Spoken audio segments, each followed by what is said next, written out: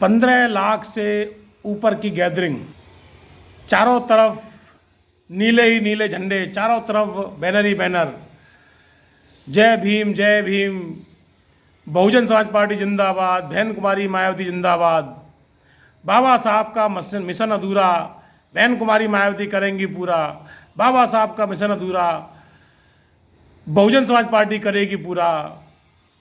इस तरह के नारों से पूरा लखनऊ गूंज उठा। पूरे लखनऊ को नीला करने वाली आखिर ये गैदरिंग क्यों? आखिर लखनऊ में इतना जनमत क्यों? क्या ये रैली थी या फिर ये मान्यवर साहब का परिनिर्वाण दिवस मनाया गया? नमो बुद्धाय, जय भीम साथियों, स्वागत है आपका मेरे यूट्यूब मंच धम्मा अशोक उर्फ मिसपाल सिंह पर। 9 अक्टूबर को बहन कुमारी मायावती जी ने जो मान्यवर साहब का परिनिर्वाण दिवस के लिए देश में आह्वान किया, हम इसे रैली ना कह के केवल ये कहें कि बहन जी ने आह्वान किया कि हमको एक साथ मान्यवर कांशीराम साहब का परिनिर्वाण दिवस मनाना है, और उसमें पूरे देश से लोग आए, एक जनमत इकट्ठा हुआ। मैं अपनी बात, एक लगभग 55-56 साल की अम्मा थी और उनका एक पत्रकार से जो वार्ता हुआ, मैं अपनी बात को वहाँ से शुरू करता हूँ। वो जो उनसे वार्तालाप क्या हुआ, पत्रकार ने कई क्वेश्चन पूछे कि सबसे पहला क्वेश्चन तो यही पूछा कि अम्मा आप कहाँ से आई हैं? तो उन्होंने कहा बेटा बिहार से। बोले अम्मा आपको आने के कितने पैसे मिले? बोले बेटा हमको पैसा नहीं मिलता है, हम अपने पैसे से आए हैं। तो बोले अम्मा आप इतनी दूर क्यों आई हैं? बोले हम अपनी बहन जी को देखने आए हैं। बोले आप रहेंगी कहाँ, खाएंगी क्या? तो उन्होंने अपनी पोटली दिखाई और उस पोटली में रोटी रखी थी उनकी, में वो रोटी दिखाई उन्होंने, और उन्होंने कहा बेटा सड़क पर सो जाएंगे। तो बोले आपको क्या मिलेगा सड़क पे सो के, ये रूखी सूखी रोटी खा के? आखिर आपको ये मिलेगा क्या? इतना कष्ट आप क्यों झेल रही हैं? तो बोले बेटा हमारी देवी ने हमको बहुत कुछ दिया है। बोले कौन सी देवी? कि मायावती देवी ने। गरीब तबके की एक अम्मा, और उसका ये जवाब पत्रकार को।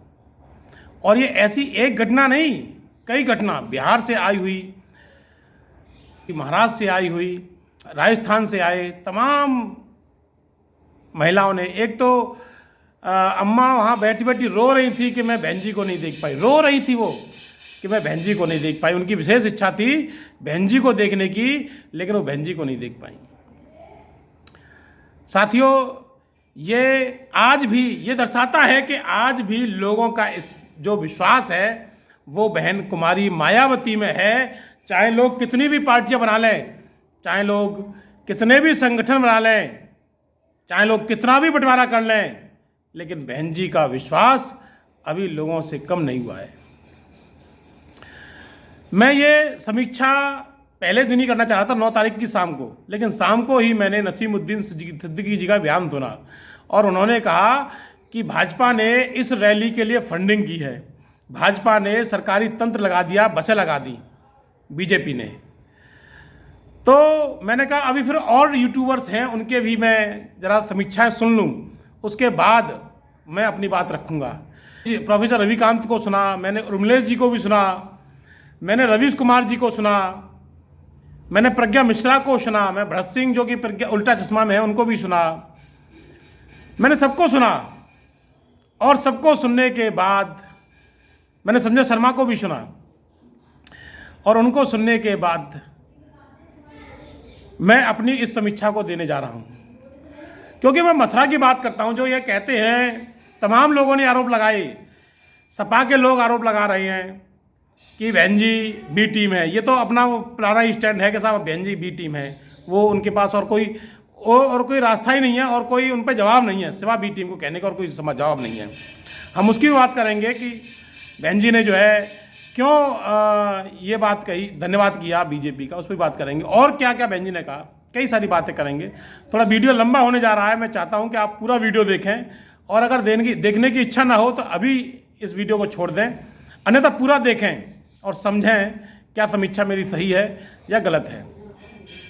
तो पहले हम इस बात पे करते हैं बात की बहन जी की रैली के लिए बीजेपी ने सरकारी तंत्र लगा दिया। तो साथियों, मैं मथुरा की बात बता रहा हूँ। मथुरा में तमाम कोऑर्डिनेटर्स हैं, विधानसभा अध्यक्ष हैं, जिले की पूरी टीम है, जिलाध्यक्ष, महासचिव, जिला कोषाध्यक्ष, ये सब पूरा जो सिस्टम था ये लगा था। और ये गांव-गांव, मैं इस बात को इसलिए भी मैं साक्षी साथ कह सकता हूँ क्योंकि दो लोग, भाईचारा कमेटी के जिला संयोजक ओम प्रकाश बघेल साहब और मंडल कोऑर्डिनेटर जो है आपके क्या नाम है जितेंद्र करदम जी, ये दोनों लोग मेरे संपर्क में थे। और तो मैं जब इनको फ़ोन करता हूँ तो वो कहते हैं साहब मैं मार्ट में हूँ, अभी रात में फ़ोन कर रहा हूँ तो मार्ट में है, सुबह तड़के फ़ोन कर रहा हूँ तो मार्ट में है, दोपहर में फ़ोन कर रहा हूँ तो मार्ट में है। क्या कर रहे हो साहब? अरे वो रैली के लिए लोगों से बीच में है ना बस की तैयारी कर रहे हैं और जो है लोगों से पैसा इकट्ठा कर रहे हैं। तो 100-100, 200-200 रुपये, 500-500 रुपये, 50-50 रुपये इकट्ठा करके बस करी गई है। किसी ने 1000 भी दिए, किसी ने 500 भी दिए, और तब जाके ये बसों का सिस्टम बना है। नसीमुद्दीन सिद्दीकी जो कि लंबे समय में बसपा में रहे हैं और उन्हें पता है कि बहुजन समाज पार्टी की कार्यशैली क्या है, उसके बावजूद भी वो ये कह रहे हैं कि बसें बीजेपी ने लगाई, और ये कहते हुए उनको शर्म नहीं आई, जो कि लंबे समय तक बसपा में रहने वाले प्रोफेसर रविकांत अगर इस आरोप को लगा रहे हैं। मुझे तो ऐसा लगता है कि कांग्रेस में जो दलित जाते हैं उनको ये पहले सिखाया जाता है कि आपको बहन जी के खिलाफ बोलना ही बोलना है, आपको बहुजन समाज पार्टी के खिलाफ बोलना ही बोलना है। जितना ज़्यादा बोलोगे उतना ज़्यादा पालोगे, चाहे वो पद हो या प्रतिष्ठा हो, ये उनको इंडिकेट किया जाता है। अब आते हैं हम अखिलेश यादव जी की बी टीम के बारे में। बहन जी के जो भाषण रहा है, अगर हम बहन जी के उस भाषण की बात करें तो बहन जी ने पहले तो अपने उन सभी आने वाले जो कार्यकर्ता और जो समर्थक थे उनका धन्यवाद किया कि ये बहन जी पहले तो उस भीड़ को देख के खुश हुई, कहा कि ये भीड़ मजदूरी पर लाई गई भीड़ नहीं है, ये भीड़ पैसों पर लाई गई भीड़ नहीं है, ये भीड़ मेरे विश्वास पर आई भीड़ है, और मैं इनका धन्यवाद करती हूँ। बहन जी ने बहन जी को भी अच्छा लगा जब बहन जी कहती हैं। इसके बाद बहन जी ने निशाना साधा विपक्ष पर। अब कुछ लोग कहते हैं कि साहब सत्ता पक्ष का धन्यवाद कर दिया। किस बात को धन्यवाद कर दिया? जिस पार्क में बहन जी ने रैली की उस पार्क को बहन जी ने अच्छा पाया, और अच्छा करने वाले लोगों की अगर भलाई कर दी, अगर धन्यवाद दे दिया, तो इसमें क्या बुरा किया आप बताओ। और रही बात विपक्ष की, तो विपक्ष ने बुरा किया, उन पार्कों का रखरखाव नहीं किया, पार्कों को तोड़ने का काम किया। वो जो शुरुआत की थी पार्कों को तोड़ने की, अगर उस पर विरोध नहीं होता, लखनऊ से लेके लक्ष्मी नगर तक जो है आग फैल गई थी, लोग वो जो है विरोध में आ गए थे, तब वो पार्क बच गया, नहीं तो वो पार्क टूटने वाले थे। उससे पहले मुलायम सिंह यादव जी ने पार्क तोड़े हैं, और बहन जी ने तो अपने मन से धन्यवाद दिया है। मैं तो यह कह रहा हूं, मुलायम सिंह यादव जी ने तो संसद में खड़े होकर कहा, मोदी जी का धन्यवाद किया, सरकार का धन्यवाद किया, संसद में किया। तो अगर मुलायम सिंह यादव जी संसद में धन्यवाद करते हैं तो वो बी टीम नहीं बनते हैं, और बहन जी अगर अपने मंच से पार्कों के लिए वो कह देती हैं कि धन्यवाद, तो वो बी टीम बन जाती हैं। ये बड़े सोचने की बात है कि अच्छा फिर ये बताओ, लंबे समय से बहन जी पर ये आरोप लग रहा है कि बीजेपी की बी टीम है, और लंबे समय से आरोप लगने के बाद भी बहन जी ने ये स्टेटमेंट दिया, तो इस स्टेटमेंट के कुछ तो मायने होंगे। क्या उन्हें नहीं पता, उन्हें ये इनके दिमाग में ये नहीं आया होगा कि मैं जब धन्यवाद करूंगी कि लोग मुझे बी टीम समझेंगे नहीं समझेंगे? तो बी टीम कह के आप कब तक जनता को गुमराह करोगे? आपके पीडीए की पोल खोल दी बहन जी ने, ये बुरा लग गया आपको?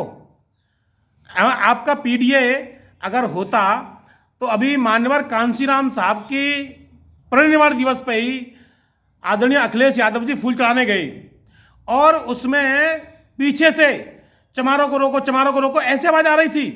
तो आज भी आप तो हमारे लोगों से अभद्रता का व्यवहार करते हैं, यही पीडीए आपका।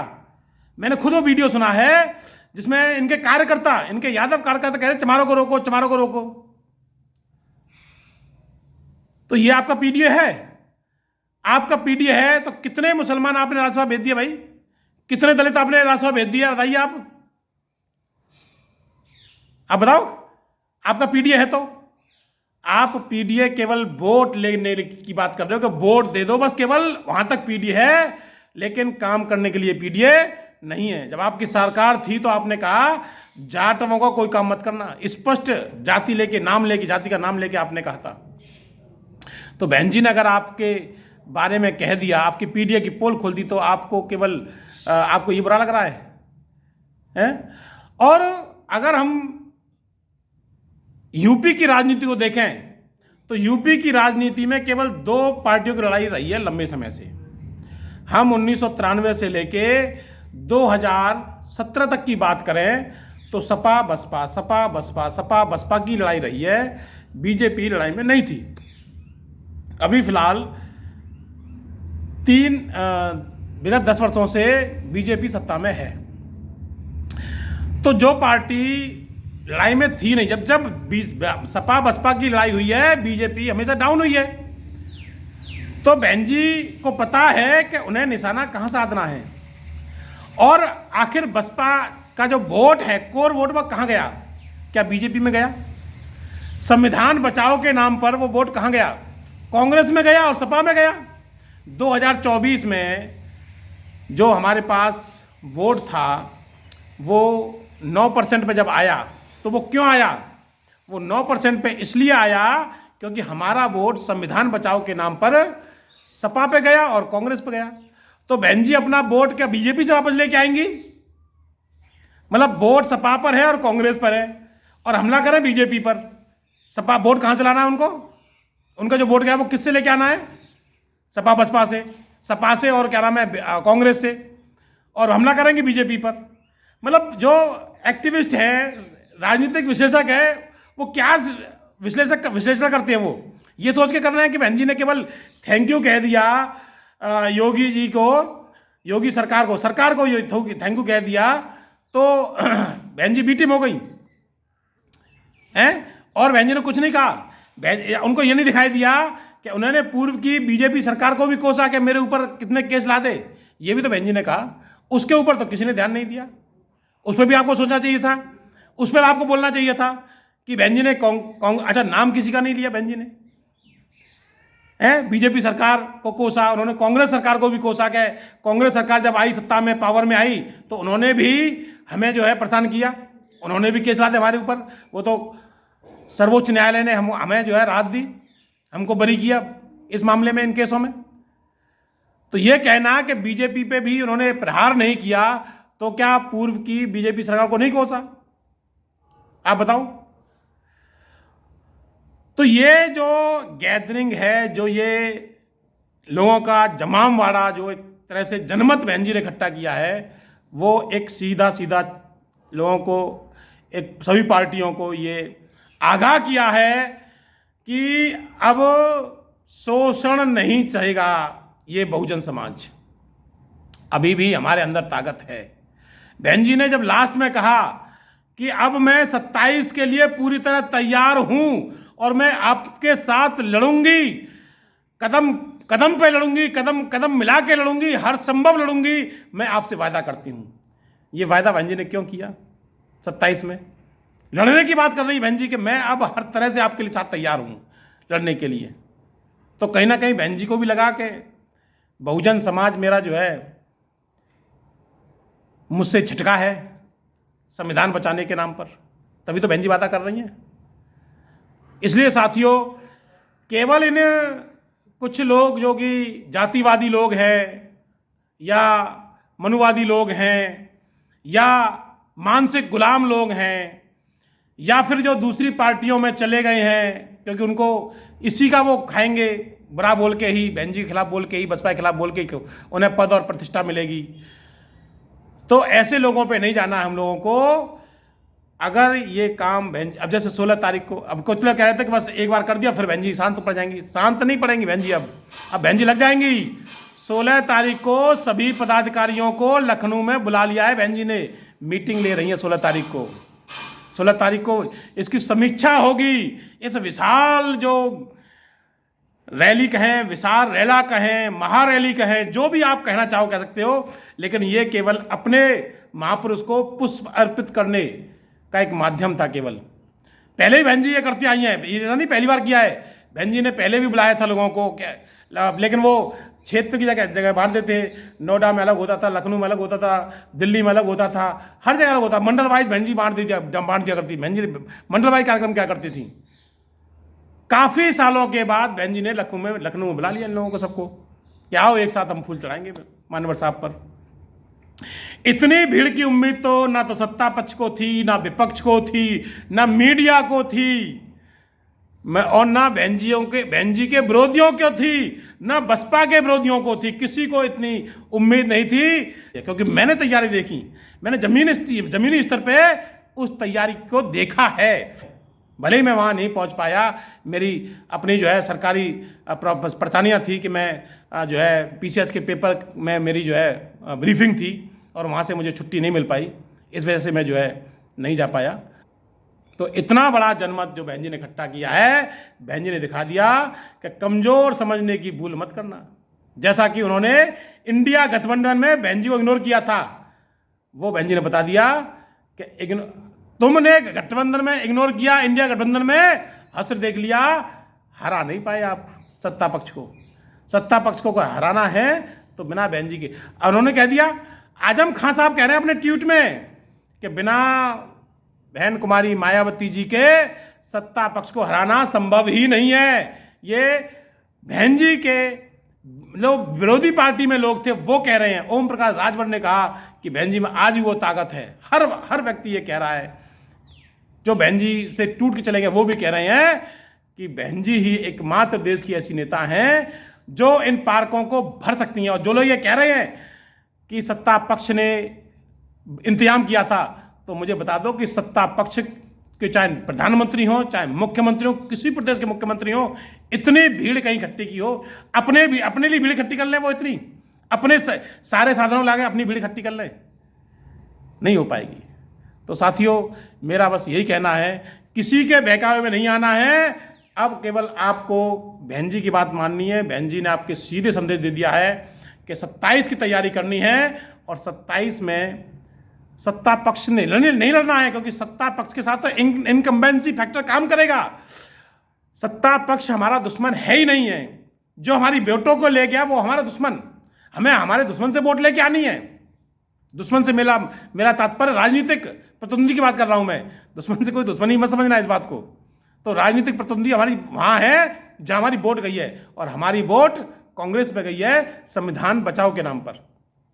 संविधान बचाओ के नाम पर हमारी वोट गई है, वहाँ से हमें अपनी वोट लेके आनी है। और यही बहन जी ने संदेश दिया कि अब जो है, अगर ये वाकई में हितैषी होते तो इन पार्कों को नुकसान नहीं पहुँचाते हैं, जिलों के नाम नहीं बदलते। उन्होंने कहा मेरी सरकार में जो जिलों के नाम थे वो बदले गए, बारंबार बदले गए। पहली बार कल्याण सिंह ने नाम बदला, हाथरस का महामाया किया। इसके बाद 2 बार सपा ने नाम बदले। तो बीजेपी के कदमों पर तो सपा चल रही है।